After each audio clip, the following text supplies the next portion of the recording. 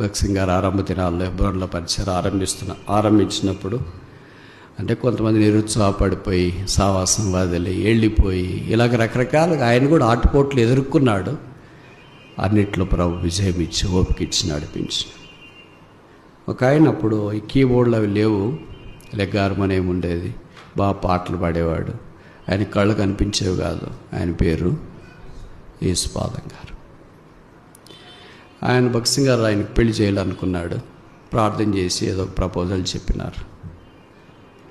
అప్పట్లో కూడా ఇప్పుడు ఉండేవి కానీ చాలా తక్కువ ఉండేవి, ఇప్పుడు ఎక్కువ ఉన్నాయి అవే. ఎవళ్ళు ఏం చెప్పినారంటే ఆ ప్రపోజ్ చేసిన సిస్టర్ దగ్గరికి వెళ్ళి ఏం చెప్పినారో తెలియదు, అని గుడ్డోడు ఎందుకు చేసుకుంటా అది ఇది ఏం చెప్పినారేమో, మొత్తానికి పెళ్లి చెడగొట్టారు.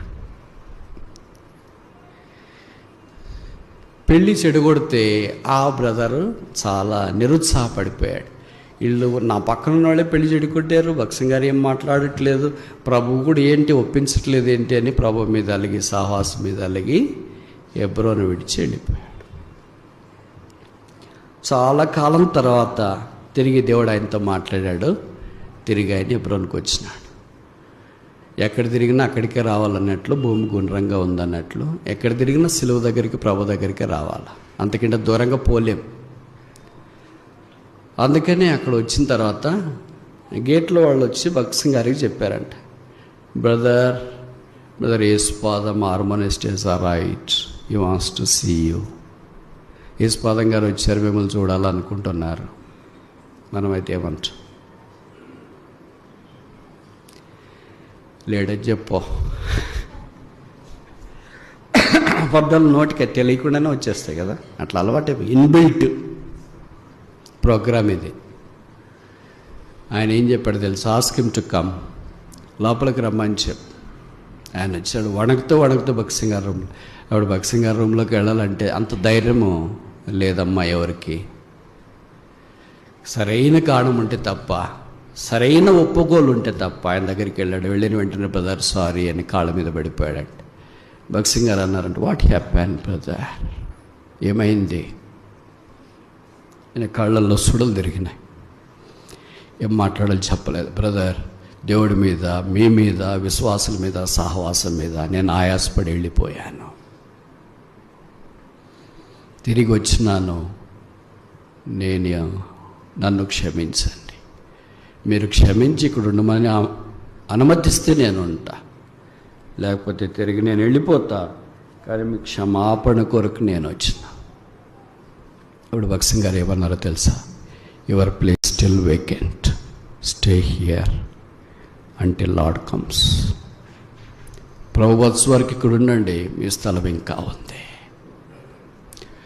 ఆయన మనస్సు కుదటపడింది, ఉదయం బద్దలైనట్లు ఉంది, ఏడుస్తున్నాడు. భక్సింగ్ గారు ప్రార్థన చేసినట్టు చేతులు పెట్టి బయటకు వచ్చినాడు. అవి కాన్వకేషన్ దగ్గరకు వస్తున్న దినాలు, పాటలు రాస్తున్నారు కొంతమంది సీనియర్ గాడ్ సర్వెంట్స్. ఈయనకు కూడా దేవుడు పాటలు రాసే కృప ఇచ్చినాడు, హార్మోనిస్ట్ కదా.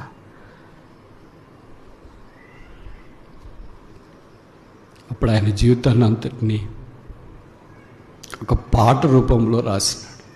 మనం కూడా ఇప్పటికీ ఆ పాట పాడుకుంటాం. దూరమైతే నీ ప్రేమ మరచి, నీ రేపితి నీ గాయములను, దూరముగా నీకు వెళ్ళ చాలను, కూర్చుండేదా నీ చింతని, కృతజ్ఞతను తల వంచి నా జీవితం నీకు అర్పణ. మీకు తెలుసు తెలియదు, ఆ కాన్వకేషన్లో ఇది హైలైట్ సాంగ్. తన జీవితంలో ఎంత దూరం వెళ్ళగలిగినారు, ఎంత దూరం వెళ్ళినా సిలువ ఆకర్షించలేనంత దూరంగా ఏ పాప వెళ్ళలేడు, ఏ విశ్వాసం వెళ్ళలేడు.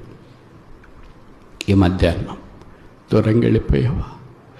బాధపడ్డావా? అసూయపడ్డావా? దేవుని మీద ఆయాసపడ్డావా?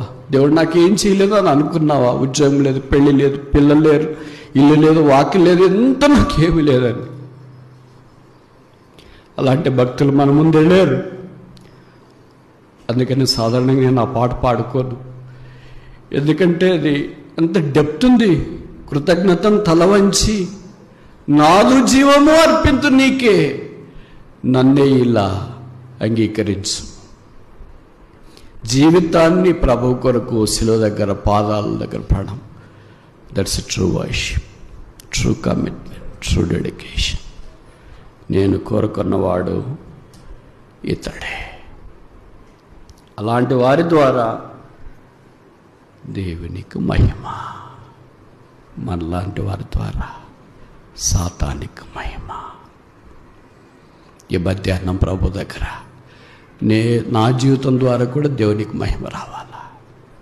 నన్ను కూడా వాడుకో, నన్ను కూడా నీ రక్తం చేత కడుగు, నన్ను కూడా పరిశుద్ధపరచు. నేను కోరుకున్నవాడు ఇతడే, ఈమె అని నన్ను కూడా దేవునికి మహిమ రావాలా. నన్ను కూడా వాడుకో, నన్ను కూడా నీ రక్తం చేత కడుగు, నన్ను కూడా పరిశుద్ధపరచు. నేను కోరుకున్నవాడు ఇతడే, ఈమె అని నన్ను కూడా నీవు సాక్ష్యం ఇచ్చినట్లుగా చెయ్యి. యేసు రక్తం ప్రతి పాప నుండి మనల్ని కడిగి పవిత్రులుగా చెయ్యి. ప్రభు దగ్గరికి వస్తామా? శిలువ నుండి పెళ్ళికి వచ్చిన రక్త ప్రవాహంలో కడుక్కొని శుద్ధీకరించబడి ఎంత దూరం వెళతావు? దూరముగా ఇక వెళ్ళచాల. ఎంత దూరం వెళ్ళినా తిరిగి రావాల్సిందే. కనుక ఆ శిలువ దగ్గర కూర్చుని ఆ శిలువను చూస్తూ శిలువ రక్తం ద్వారా కడగబడి శుద్ధీకరించబడి ఆయన కొరకు జీవించినట్లు ప్రభువు మనకు సహాయం చేయనుగాక.